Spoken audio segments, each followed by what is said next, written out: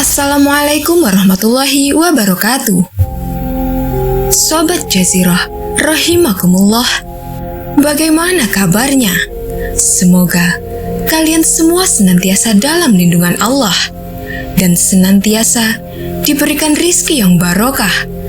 Amin ya rabbal alamin. Pada suatu hari, Sayyidah Fatimah Az-Zahra, putri tercinta Rasulullah Sallallahu Alaihi Wasallam, sedang berada di depan rumah beliau. Di saat itu, beliau ditemani oleh Sayyidah Asma binti Khumaisi. Ketika sedang asyik duduk, tiba-tiba lewatlah segerombolan lelaki yang sedang membawa jenazah seorang wanita menuju kuburan untuk dimakamkan. Melihat hal tersebut, tiba-tiba Sayyidah Fatimah pun menangis seketika. Mengetahui hal itu, kemudian Sayyidah Asma mendekati Sayyidah Fatimah seraya bertanya, "Wahai putri Rasulullah, mengapa engkau menangis melihat orang-orang membawa jenazah itu?" Lalu Sayyidah Fatimah menjawab, "Setiap orang yang mati akan dibungkus kain kafan dengan rapat. Lalu, kemudian ia akan dibawa menuju ke tempat pemakaman dengan dipanggul pada pundak orang-orang yang membawanya."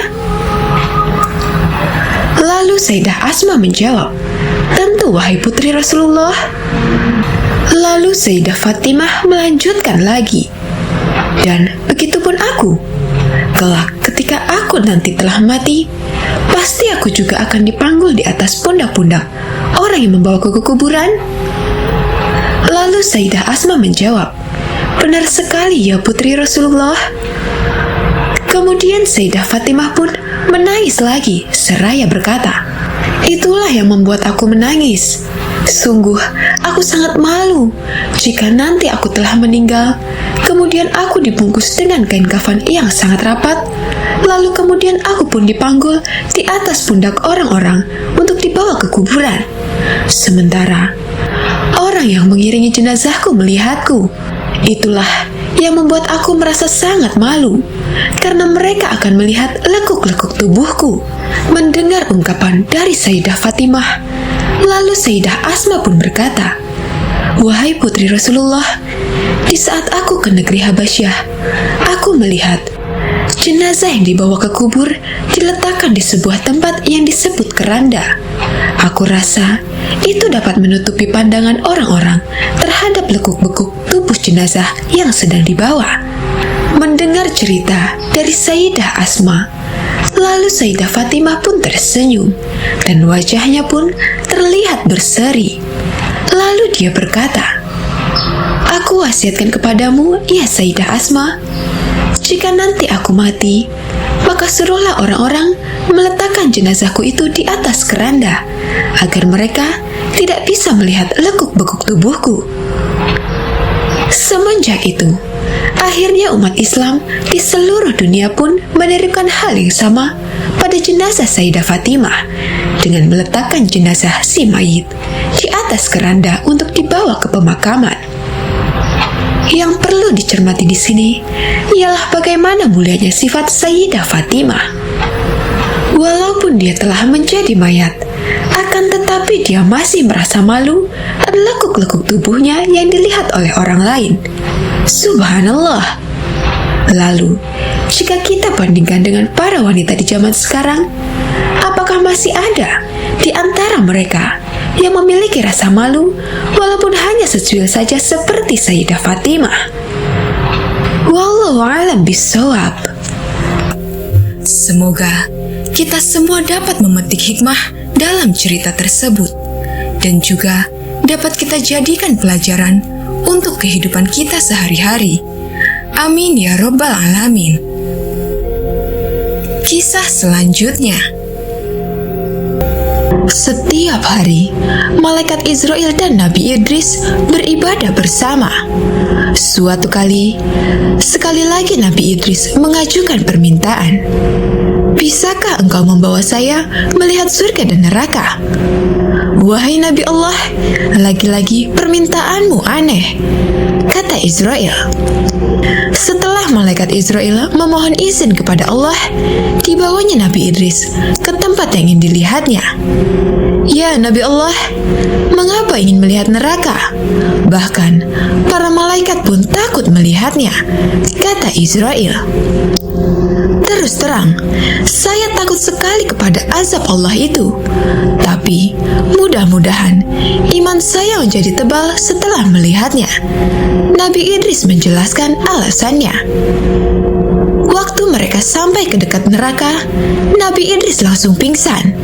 Penjaga neraka adalah malaikat yang sangat menakutkan. Ia menyeret dan menyiksa manusia-manusia yang durhaka kepada Allah semasa hidupnya. Nabi Idris tidak sanggup menyaksikan berbagai siksaan yang mengerikan. Api neraka berkobar dahsyatnya, bunyinya bergemuruh menakutkan. Tak ada pemandangan yang lebih mengerikan dibanding tempat ini. Dengan tubuh yang lemas, Nabi Idris meninggalkan tempat yang mengerikan itu. Kemudian Israel membawa Nabi Idris ke surga. Assalamualaikum, kata Israel kepada malaikat Ridwan, malaikat penjaga pintu surga yang sangat tampan. Wajah malaikat Ridwan selalu berseri-seri, dihiasi senyum ramah. Siapapun akan senang memandangnya. Sikapnya amat sopan. Dengan lemah lembut ia mempersilahkan para penghuni surga untuk memasuki tempat yang mulia itu. Waktu melihat isi surga, Nabi Idris kembali nyaris pingsan karena terpesona. Semua yang ada di dalamnya begitu indah dan menakjubkan. Nabi Idris terpukau tanpa bisa berkata-kata melihat pemandangan sangat indah di depannya. Subhanallah, subhanallah, subhanallah, ucap Nabi Idris berulang-ulang. Nabi Idris melihat sungai-sungai yang airnya bening seperti kaca. Di pinggir sungai terdapat pohon-pohon yang batangnya terbuat dari emas dan perak. Ada juga istana-istana pualam bagi penghuni surga. Pohon buah-buahan ada di setiap penjuru. Buahnya segar, ranum, dan harum. Waktu berkeliling di sana, Nabi Idris diiringi pelayan surga. Mereka adalah para bidadari yang cantik jelita dan anak-anak muda yang amat tampan wajahnya. Mereka bertingkah laku dan berbicara dengan sopan. Mendadak, Nabi Idris ingin minum air sungai surga. Bolehkah saya meminumnya? Airnya kelihatan sejuk dan segar sekali. Silakan minum. Inilah minuman untuk penghuni surga, jawab Israel. Pelayan surga datang membawakan gelas minuman berupa piala yang terbuat dari emas dan perak. Nabi Idris pun minum air itu dengan nikmatnya. Dia amat bersyukur bisa menikmati air minum yang begitu segar dan luar biasa enak. Tak pernah terbayangkan olehnya ada minuman selezat itu. Alhamdulillah, alhamdulillah, alhamdulillah. Nabi Idris mengucap syukur berulang-ulang. Setelah puas melihat surga, tibalah waktunya pergi bagi Nabi Idris untuk kembali ke bumi. Tapi ia tidak mau kembali ke bumi. Hatinya sudah terpikat keindahan dan kenikmatan surganya Allah. Saya tidak mau keluar dari surga ini. Saya ingin beribadah kepada Allah sampai hari kiamat nanti, kata Nabi Idris. Tuan boleh tinggal di sini setelah kiamat nanti. Setelah semua amal ibadah dihisap oleh Allah, baru Tuan bisa menghuni surga bersama para nabi dan orang yang beriman lainnya, kata Israel. Tapi Allah itu Maha Pengasih, terutama kepada nabinya.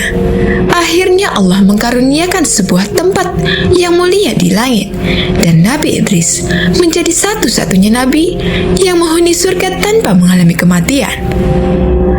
Waktu diangkat ke tempat itu, Nabi Idris berusia 82 tahun.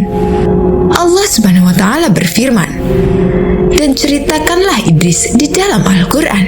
Sesungguhnya ia adalah orang yang sangat membenarkan dan seorang nabi, dan kami telah mengangkatnya ke martabat yang tinggi. Al-Quran Surah Al-Anbiya ayat 85 hingga 86. Pada saat Nabi Muhammad sedang melakukan perjalanan Isra Mi'raj ke langit, beliau bertemu Nabi Idris. "Siapa orang ini?" tanya Nabi Muhammad kepada Jibril yang mendampinginya waktu itu. "Inilah Idris," jawab Jibril. Nabi Muhammad mendapat penjelasan Allah tentang Idris dalam Al-Quran Surah Al-Anbiya ayat 85 dan 86, serta Surat Maryam ayat 56 dan 57. Wallahu a'lam bishawab. Semoga kita sama-sama mendapat rahmat dari Allah Subhanahu wa Ta'ala, agar kita berpeluang mendapatkan nikmatnya surga. Amin ya Rabbal Alamin.